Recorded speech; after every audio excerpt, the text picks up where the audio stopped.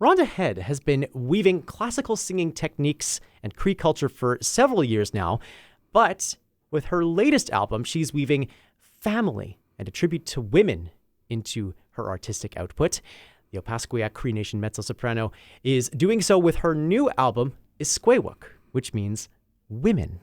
The record is a tribute to her late sister Elizabeth and a dedication to women and to the land. Rhonda's here to tell us more about the record this morning. Hello. Good morning. Thanks so much for taking the time, Rhonda, and congratulations on this new record. I have so many questions about it, but maybe you can take us back to that sort of origin point of inspiration. What inspired you to create Iskwaywuk in the first place? Well, a lot of the times the songs just come to me and then I write it really fast while it's still fresh in my mind. And it usually takes me about, when a song comes to me, it takes me about 10 minutes to write it. So I wrote it really fast and then I just left it alone and then I went back to it and I polished it up and then a song came out of it. It turned out really, really beautiful. And the other song that are in the album, when my nephew, when he was 15 years old, he wrote a poem and he shared it with me. I'm like, oh my goodness, I'm gonna record this song, and I did, and that turned out really nice too. It's called "Searching for You," and one of the other tracks is called "ASCII," and I wrote about the landscape of my community that I come from, of Iskwaywuk Cree Nation, and one exciting track that I have is The Rose. I recorded it in the Cree language, and I got blessings from the songwriter Amanda McBroom, and Bette Midler made it famous for Amanda, and I was really excited when she gave me her blessings that I could record this song. So much to break down within all of that, but it's really interesting to think about this sort of Cree language and how it blends with your operatic training, which is something that you've showcased in venues all over the world. How does singing in Cree with this very distinct sort of singing style work when you compare it with singing in a more, I don't want to say conventional, but a language that you might associate more with classical voice, like Italian or something like that?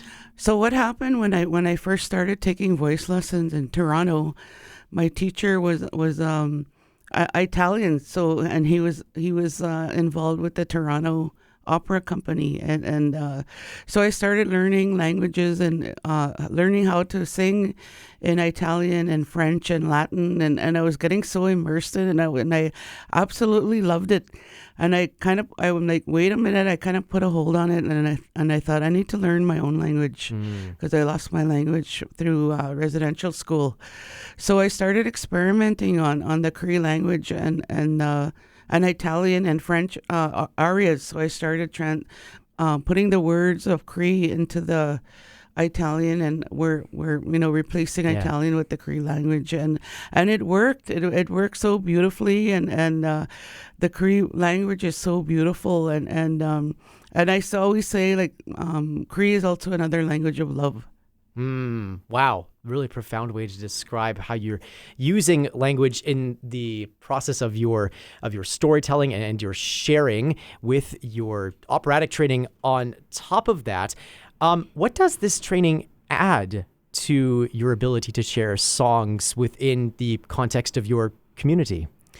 Well, for me, I learned so much technique studying classical, the classical genre, and just that technique has stayed with me this whole time. And it's for myself, like I absolutely fell in love with the classical and the opera music and singing it. Just singing in different languages, it just brings out a different energy and you just feel like the music moves you, and from that, it brought it on to the different genres that I'm singing now. So there's a wide variety of genres that we will hear actually in just a second when we play a cut off of this record. But there's all these different influences, and you've worked with a wide variety of musicians. We mentioned your work with teachers that have been associated with the Canadian Opera Company, but then there's rock veterans in your corner, such as producer Chris Gaffney as an example. How do all of these genres, all of these experiences come together in Iskwaywuk, and how did they each pay tribute to the women of, women, Iskwaywuk. How do they pay tribute to women? Well, for myself, I don't think inside the box. I think outside the box, and collaborating with other artists and people in the music industry is really important for me or for any musician, because they also have their own creativity and their own network of musicians too, and just being open to allow other creative minds coming together. Yeah. So many creative minds. Another one that we should mention also is that this record pays tribute to Iskwaywuk, to women, not just through the music, but through the album art for the new record as well. What can you tell us about the album cover and how that came to be? Okay, I'll tell you the history of it. My sister had this photograph of my late sister, and my sister Janet had this photograph taken of them before they were getting ready to dance at a powwow, and there were some beautiful women lined up getting ready to dance. They're all in their traditional dresses, and it was just a really strong, powerful photo.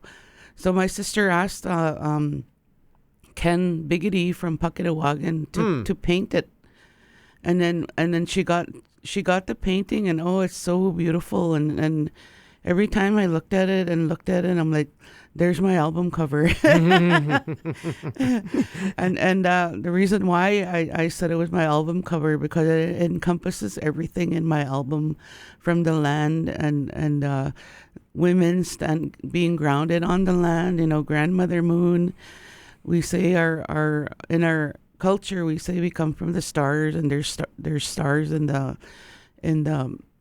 painting, and it just encompassed everything what my album is about. And my late sister's on there, and she's right on the right hand side. And somebody messaged me, "Who's that angel?" I'm like, "Oh my God, that's my sister. That's my sister, the one that we lost in March." So, and that kind of inspired me to dedicate the album to my late sister. Wow.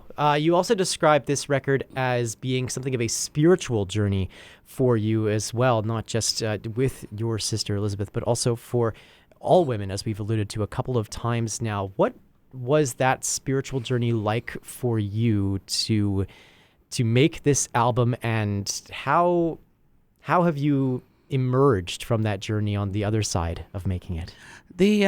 Well, ASCII was really special to write because it's about my community, and where we have a really strong connection to the land and the landscape of the community where I come from, and that inspired me to write that song. And I also had some co-writers on it too, and writing about women was really spiritual because I'm a woman, and I think women are so strong, and they're the backbone of all communities. And this song is not only for Indigenous women, it's for all women right around the world. And I'm working on a video right now with all my connections that I made around the world, and wow. So that's going to be coming out pretty soon.